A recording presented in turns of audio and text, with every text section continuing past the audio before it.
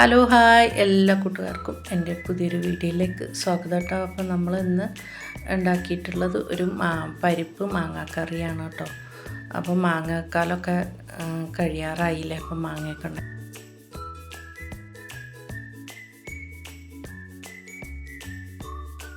അപ്പോൾ നമ്മളിന്ന് ഇവിടെ ഉണ്ടാക്കുന്ന പരിപ്പ് കറിക്ക് എന്തൊക്കെ സാധനങ്ങൾ വേണമെന്ന് നോക്കാം കേട്ടോ.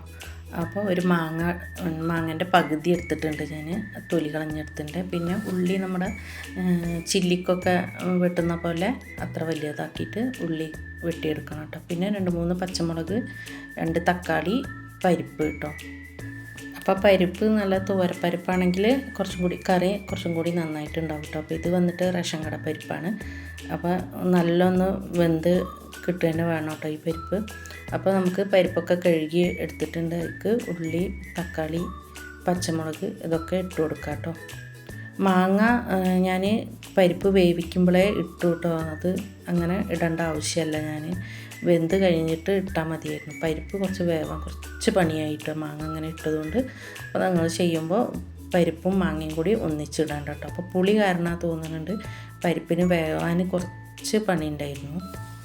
പിന്നെ കുറച്ച് മഞ്ഞൾപ്പൊടി, ഉപ്പും കൂടെ ഇട്ടിട്ട് നമുക്കൊന്ന് വേവിച്ചെടുക്കാം. അപ്പോൾ ഞാൻ കാര്യങ്ങളൊക്കെ ഉണ്ടാക്കുമ്പോൾ നമുക്ക് പറ്റിയ തെറ്റുകൾ ഇതിൽ വീണ്ടും എടുത്ത് പറയുന്നത് എന്താണെന്ന് വെച്ചാൽ, നമ്മൾ ഇപ്പോൾ ഒരു വീഡിയോ കാണുമ്പോൾ വീഡിയോയിൽ ഇപ്പോൾ എന്താ ചെയ്യുന്നത് വെച്ചാൽ അതുപോലെ അങ്ങനെ അനുകരിക്കുന്നവരുണ്ടാവും. അപ്പോൾ നമ്മൾ അത് ചെയ്യുമ്പോൾ നമ്മൾ ചെയ്തത് ചിലപ്പോൾ അതുപോലെ വെന്ത് കിട്ടുമെന്നൊക്കെ വിചാരിച്ചിട്ട് ചെയ്തിട്ടുണ്ടെങ്കിൽ ആവില്ല കേട്ടോ. പരിപ്പ് വണ്ടിയിലാണ് കിടക്കുന്നത്. അതുകൊണ്ടാണ് മാങ്ങൻ്റെ പുളിയും തക്കാളീൻ്റെ പുളിയൊക്കെ കൂടി ചേരുമ്പോൾ പരിപ്പിന് വേവാൻ ഇത്തിരി ബുദ്ധിമുട്ടാണ് കേട്ടോ. അതുകൊണ്ടാണ് പറയുന്നത്.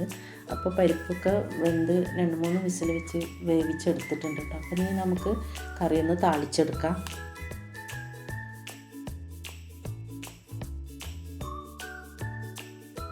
അപ്പോൾ നമ്മൾ കറി തളിക്കാൻ വേണ്ടിയിട്ട് വെളിച്ചെണ്ണയാണ് എടുത്തിട്ടുള്ളത് കേട്ടോ. അപ്പോൾ എണ്ണ ചൂടായതിന് ശേഷം നമുക്ക് കുറച്ച് കടുക് ഇട്ട് കൊടുക്കാം. അതിൻ്റെ കൂടെ തന്നെ ചെറിയ ജീരകം കുറച്ച് ഇട്ട് കൊടുക്കുന്നുണ്ട് കേട്ടോ. അപ്പോൾ വറ്റൽമുളക് ഞാൻ ആദ്യം ഇടാതിരുന്നത് അത് കരിഞ്ഞു പോകാതിരിക്കാൻ വേണ്ടിയിട്ടാണ്. അപ്പോൾ ജീരകവും കടുകും പൊട്ടിയതിന് ശേഷം നമുക്ക് വറ്റൽമുളക് ഇട്ട് കൊടുക്കാം.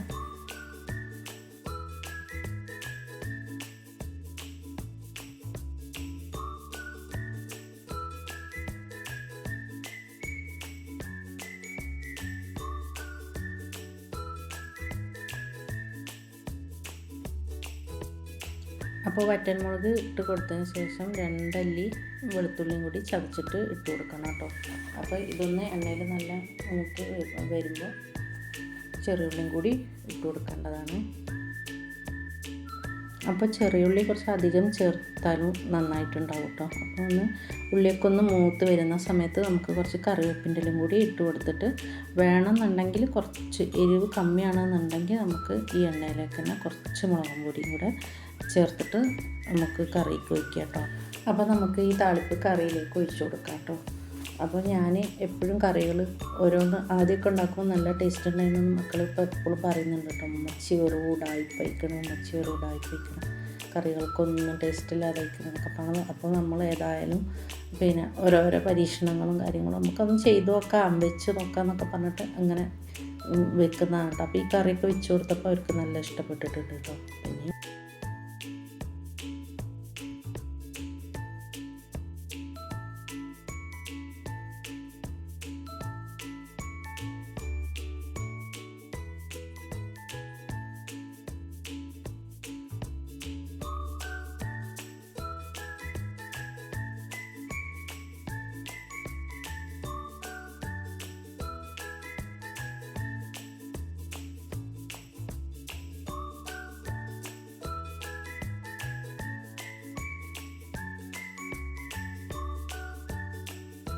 അപ്പോൾ മാങ്ങയൊന്നും തീർന്നിട്ടില്ലെങ്കിൽ വേഗം മാങ്ങ എടുത്തിട്ട് ഈ പരിപ്പ് കറിയൊക്കെ ഒന്ന് ഉണ്ടാക്കി നോക്കണേ, നല്ല ടേസ്റ്റ് ഉണ്ട് കേട്ടോ.